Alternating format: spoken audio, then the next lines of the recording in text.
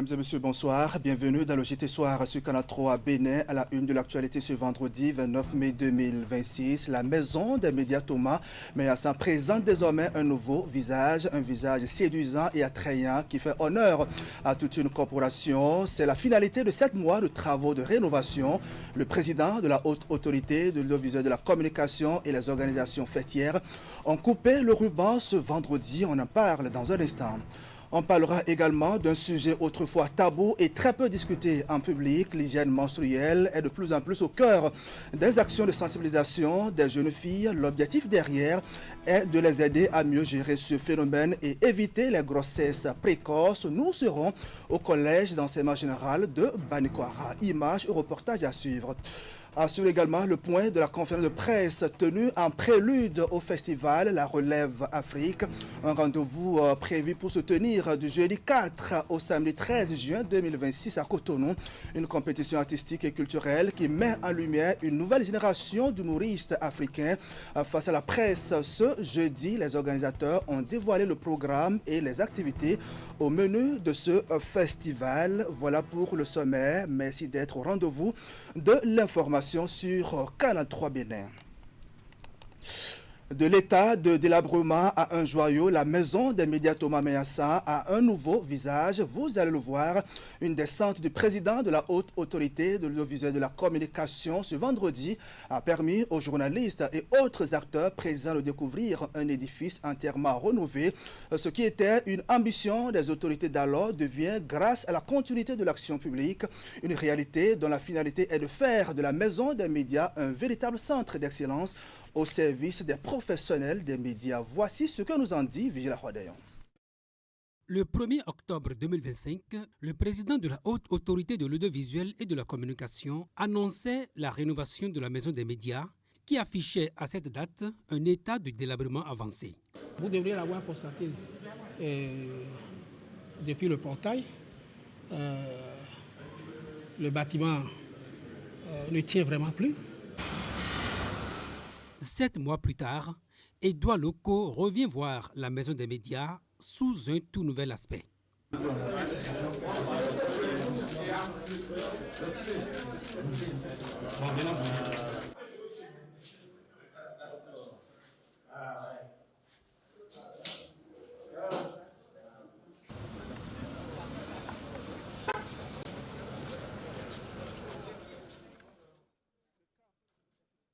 Nous voudrions exprimer notre profonde gratitude à tous les acteurs qui ont contribué à la concrétisation de cette œuvre importante pour la presse béninoise. Nous rendons un vibrant hommage au président de la haute autorité de l'audiovisuel et de la communication.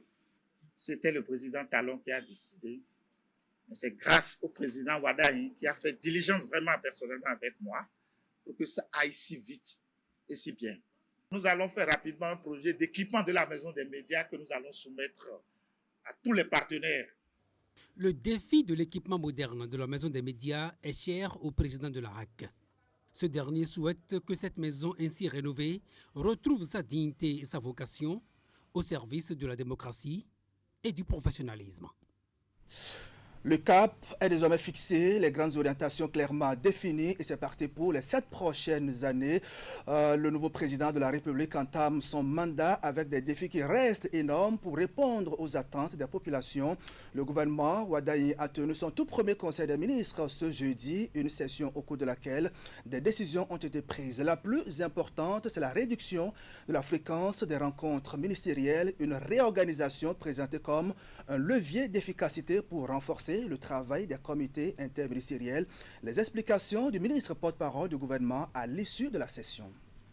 S'agissant de l'organisation du travail, le président de la République a expliqué que le Conseil des ministres se réunira désormais en session ordinaire selon une périodicité mensuelle, soit tous les premiers mercredis du mois, ce qui n'exclut pas des sessions extraordinaires en cas de besoin. Dans cette logique, le comité interministériel se tiendra de façon bimensuelle, soit les premiers et troisièmes lundis du mois. À noter qu'entre les sessions du comité interministériel et du Conseil des ministres, Des conseils de cabinet se tiendront avec les ministres sectoriels sur des thématiques spécifiques chaque fois que nécessaire. Enfin, le chef de l'État a exhorté les membres du gouvernement à se mettre résolument à l'œuvre, avec la conviction que par le travail de qualité qui sera mené, notre pays progressera davantage et que les conditions de vie des populations s'en trouveront de plus en plus améliorées.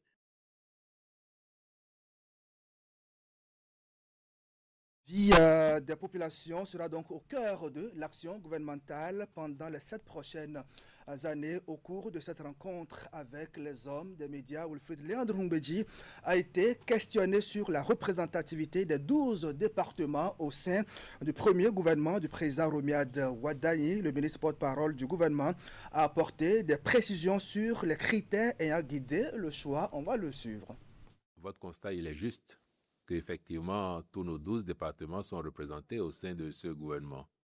Ce qui justifie le choix du président de la République, c'est le désir d'assurer un équilibre entre les régions du pays afin que tout soit effectivement autour de la table de prise de décision. Et si vous devriez même faire plus attention, vous noterez qu'à l'intérieur des départements, on a fait l'effort pour que les principaux groupes sociolinguistiques soient représentés afin que toutes les sensibilités majeures du pays soient autour de cette table, participent à la prise de décision. C'est un choix de faire se sentir concerné l'ensemble de nos populations, eu égard aux conditions de l'élection du président de la République qui a bénéficié d'un large soutien de partout le pays. Donc c'est cet objectif-là, afin qu'à l'arrivée, chacun ait la satisfaction d'avoir contribué à cette action et aux résultats qui ne manqueront pas d'être au rendez-vous.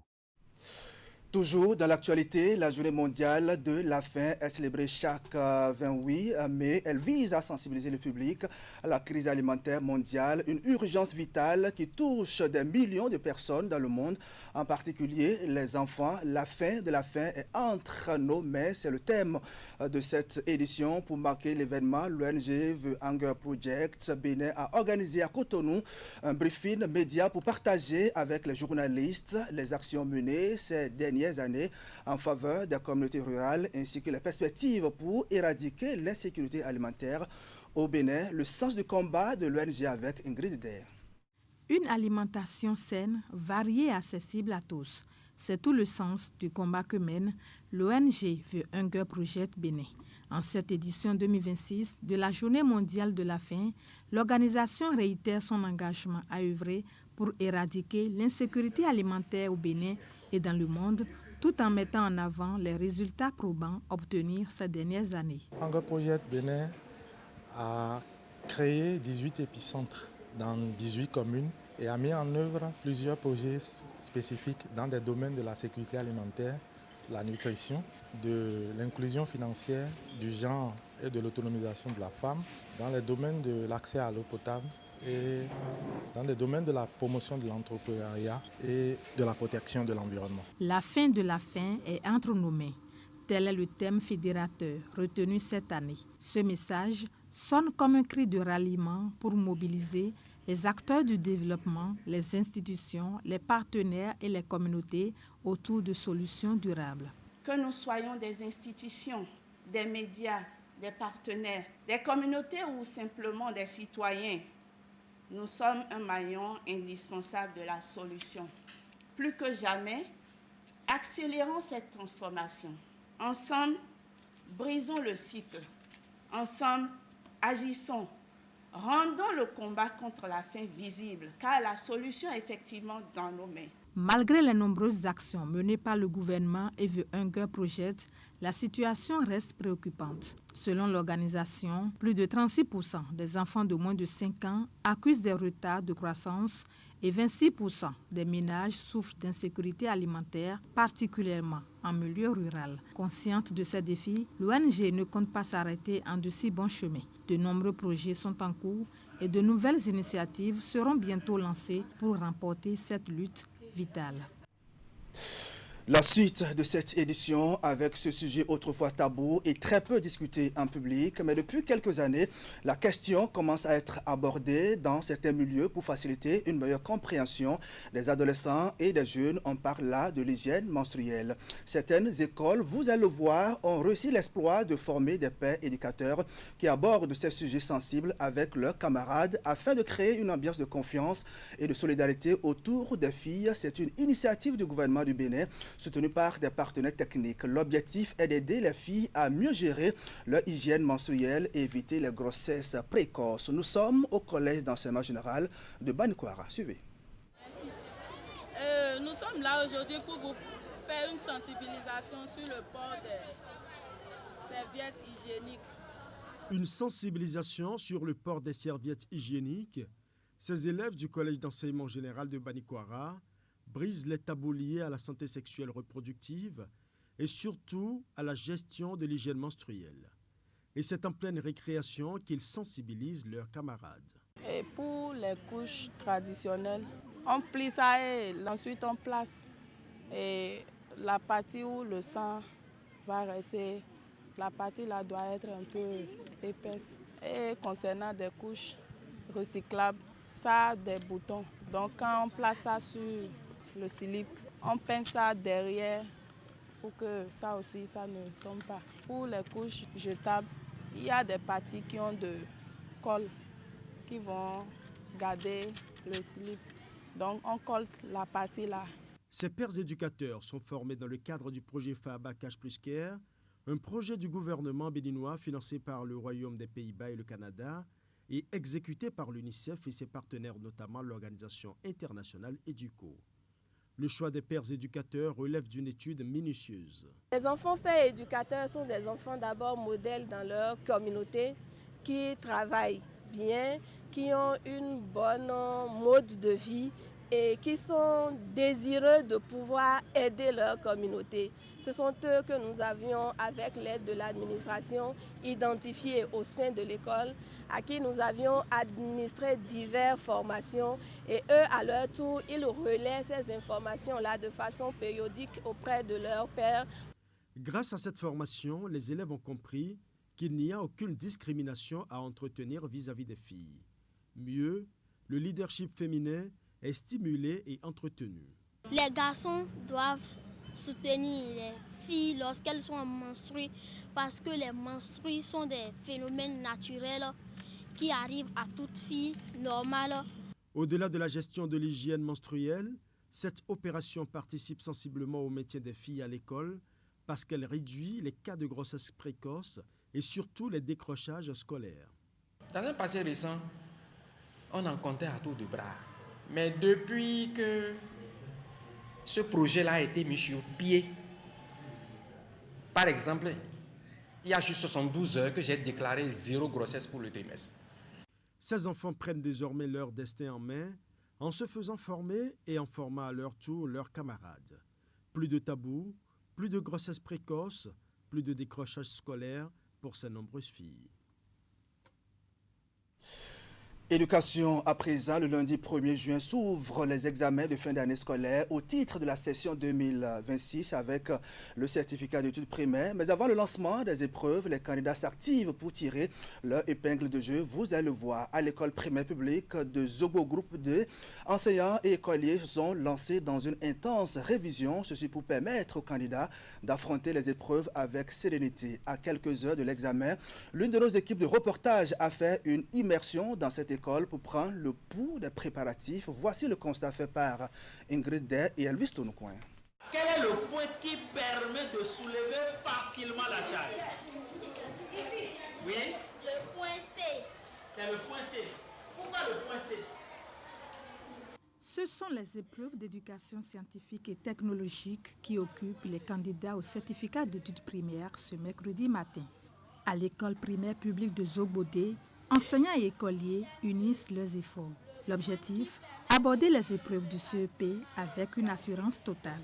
Actuellement, on fait les révisions des cours qu'on avait fait avant et on traite des épreuves. J'ai des difficultés en dictée. Je vais bien apprendre mes leçons de grammaire d'orthographe et de conjugaison. À la maison, c'est moi-même qui révise les cours. Et à l'école, le directeur nous aide à réviser, à traiter les épreuves. Je suis prête à traiter les épreuves le jour des examens. Ils sont 56 candidats, dont 22 filles, à participer à ces séances de révision intense à l'école primaire publique de Jobodé. Ce dispositif, initié par le ministère des Enseignements maternels et primaires, vise à rehausser le niveau des apprenants pour maximiser leurs chances de réussite. Nous avons fini déjà les leçons et nous sommes au temps de révision. Et notre ministre aussi a élaboré un plan d'encadrement qu'on appelle soutien pédagogique à l'endroit des candidats. Nous sommes dans la deuxième semaine de cette organisation et sans vous mentir, nous sommes prêts pour affronter les épreuves. Les enfants sont prêts, nous attendons le jour J pour, comme d'habitude, marquer les 100%. Le directeur de l'établissement a par ailleurs prodigué de précieux conseils à ses élèves pour les guider sur le chemin du succès. Je voudrais inviter les élèves à persévérer, avoir foi en soi-même. On va parler maintenant de cette mini-foire qui met en lumière les produits locaux, la parenthèse du terroir, l'instant des pépites et des saveurs. C'est le nom de cette initiative de promotion de la créativité béninoise sur le plan agroalimentaire. L'initiative est lancée samedi dernier dans la commune d'Abomey-Calavi, portée par une chef d'entreprise et soutenue par la Chambre de commerce et d'industrie du Bénin. L'événement a fait la part belle aux transformateurs de fruits et légumes. Les précisions sont avec Hugues Vignibé.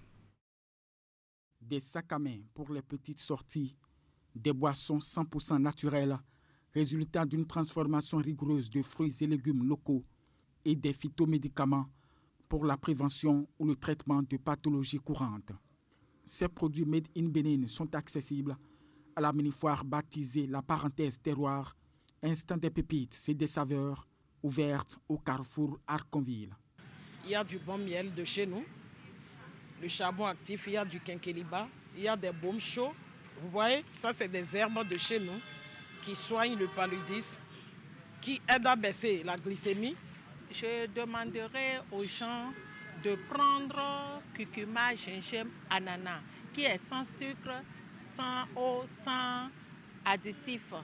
Ce mini-marché est l'inspiration d'une entrepreneure béninoise particulièrement attachée à la visibilité du savoir-faire local. Nos partenaires techniques nous accompagnent véritablement dans la promotion de nos produits locaux. Alors nous-mêmes entrepreneurs, nous avons décidé également d'appuyer cette démarche-là, de nous investir davantage. Promouvoir le terroir, c'est promouvoir notre identité, notre créativité. Le président de l'Association nationale des transformateurs de fruits met l'accent sur le développement de la production locale qui, selon lui, implique un accompagnement tant de l'État que des investisseurs privés. Nous lançons un appel patriotique, économique et stratégique, que la transformation agroalimentaire devienne une priorité nationale forte, que les transformateurs locaux bénéficient davantage de financements adaptés, que les unités de transformation soient modernisées et accompagnées. La parenthèse terroir, instant des pépites et des saveurs, a accueilli ses visiteurs jusqu'à ce lundi de Pentecôte. Dans le reste de l'actualité, pour le compte de cette édition, on va voir une autre dimension de la célébration de la Tabaski. À Cotonou, la fête ne s'est pas arrêtée après la prière ni autour des tables familiales. L'instant de cette journée du mercredi, l'esplanade de l'Amazone a changé de visage pour devenir un véritable carrefour de retrouvailles, de détente et de communion populaire. Entre promenades en famille, ambiance festive, petits et grands ont plongé la célébration dans l'un des espaces les plus emblématiques de Cotonou. Reportage. Une place publique pleine à craquer. En ce jour de la Tabaski, après la fête dans les ménages, de nombreux fidèles musulmans se retrouvent sur l'esplanade de l'Amazone. Sous le regard protecteur du monument, on partage des moments agréables. Ok, en fait je suis venu avec ma femme juste pour me distraire, comme nous sommes au temps de la fête de Tabaski. Je suis juste venu me distraire avec ma famille. C'est une fête vraiment très importante pour les musulmans. Alors, nous sommes ici sur l'esplanade de l'Amazone pour célébrer la fête de Tabaski. Je suis ici en famille, donc voilà, c'est une joie qui nous anime à ce instant. En dehors des groupes familiaux, certains visiteurs profitent de l'ambiance du site en solo. C'est le cas notamment de Mariam. J'étais toute seule à la maison, donc j'ai décidé de venir un peu. Vu qu'il y a tout le temps plein de monde ici, il y a bonne ambiance, on ne s'ennuie pas, donc voilà, je suis venue faire un tour. Les gens sont tous contents, ils sont bien habillés, on sent la fête, voilà. C'est ce que je cherchais, c'est pour ça que je suis venue aussi. Célébrée chaque année, la Tabaski est un moment idéal pour partager et créer des souvenirs chez petits et grands. Pour ce faire, à Cotonou et environ, les attractions comme la place de l'Amazone inaugurée en 2022 sont mises à contribution. On va finir avec ce rendez-vous que je vous annonçais en début de cette session d'information.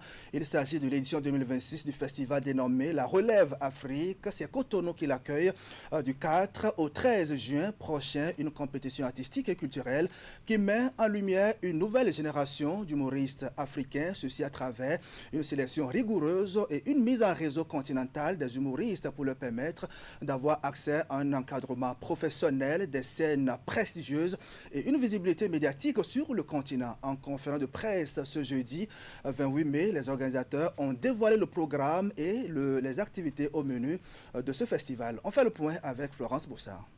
Cotonou, le carrefour de la scène du rire africain.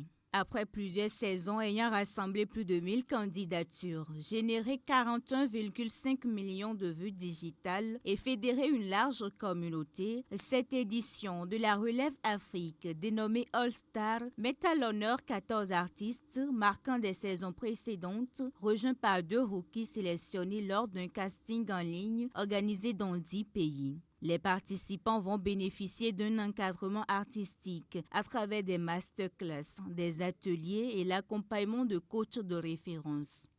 Alors à la clé de cette saison, il y a un passage sur la scène du Montreux Comédie.